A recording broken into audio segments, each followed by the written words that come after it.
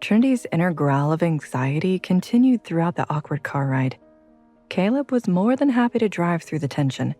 He checked if they were being followed the way that Vincent did. He even parked near the back of the empty parking lot like Vincent too. Caleb didn't move to open the doors the way that her guards did, though. He must not have been trained to do that. But once she did open her door, Caleb rushed to the front of the car. He moved quickly like he was in a hurry. Trinity's lips pursed, then she felt it. A shift in the air. They weren't alone anymore, and based on the scent, their unexpected guests were wolves. Her eyes widened. Caleb? She needed to know that he was ready to do what he had to do. Don't worry, Trinity. Everything's just fine. He sounded completely calm. So why am I still worried? One of the scents smelled familiar. Trinity tried to turn and place it. Her eyes widened at how quickly her former guard, Leslie, zoomed to the end of the car. He blocked her from heading that way. Looking for me? Leslie taunted. His voice sent a shudder of disgust through her body. She hadn't seen him since the night of the marking ceremony. He was the guard who made her uncomfortable. She hadn't had to go into detail for Vincent to stop Leslie from entering her room that night, or for Reece to fire Leslie as a guard. A chuckle came from the left of her, and Trinity turned just enough to see Jeremy, another former guard. That was almost too easy, Jeremy said. Thought we'd have to plan harder. A woman's voice cut in. I told you we wouldn't. It was Donna, the hateful wolf who protested at Trinity and Reece's marking ceremony. Let's get this over with. All three of these wolves had her surrounded. Trinity's last turn meant the car was at her back, and she had a wolf on each side ready to attack her. What is this? She asked them. Leslie? Jeremy? Is this because we fired you? Leslie and Jeremy cackled. Why would we care about that? Why else would you do this? She asked. It's revenge, right? Leslie sneered. It was the plan all along. Your little freak-out on marking night just meant we couldn't get you from the inside like our boss wanted.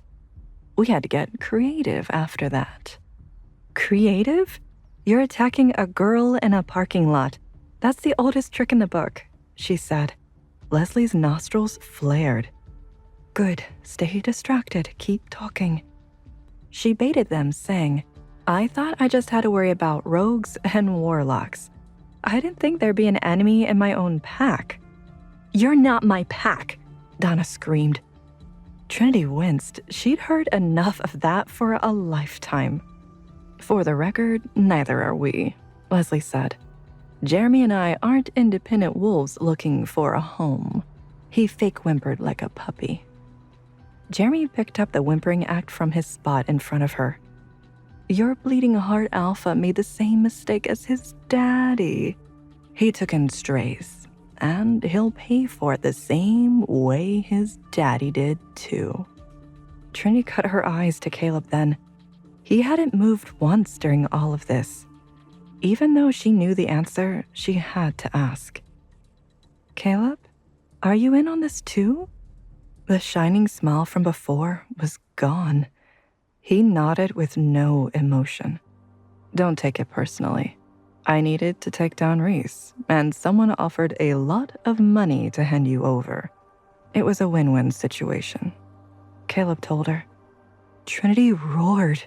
Traitor! Reece made you beta. But I should have been the alpha, Caleb corrected. That should be my house, my pack. Trinity growled at Caleb. Reece would never hand his pack over to you. Caleb grinned then. He won't have a choice. It's the law. He can't rule without a mate. Trinity and Reece were fully mated and bonded. He had no claim over the alpha title, with or without Trinity. Let him find out the hard way. Caleb was the worst kind of enemy. He'd smiled in her face while orchestrating her downfall. You'll never get away with this. She told him before scanning her attackers again. The other three had sunk lower while she talked to Caleb. They were closer to the ground, aggressive, ready to attack. Reece will ruin you. Too bad you'll never know. Caleb snapped his fingers, and in an instant, the four of them came at her. Donna slapped Trinity across the face hard. That's payback for what your aunt did. Trinity could taste the blood in her mouth from the force of the slap.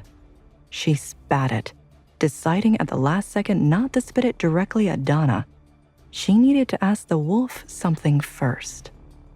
Is that why you're a part of this? Because my aunt slapped you? No, Donna barked.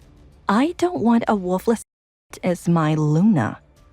Trinity ground out her next words just to hurt Donna. Reece wouldn't have wanted you if you were the last wolf alive. You're ugly and rotten from the inside out. Enough, Caleb roared. He was suddenly beside her. He snatched a fistful of her hair and twisted while pulling. Trinity cried out as she was wrenched to face him. Caleb, please, think of your family, she pleaded. Riley had been so kind to her. Lila was the mother that Trinity never got to have. Reece was only ever playful at home. Surely Caleb had to care about them. Family was the only good thing Trinity had ever known. Caleb snarled in her face. I've never understood families.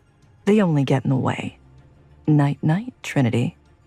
He brought a white cloth near her face. Trinity panicked, knowing what came next. Reece! She only managed to breathe his name once before the smell of the chloroform knocked her out. Hey! This brings an end to free episodes of Chosen by Fate, Rejected by the Alpha.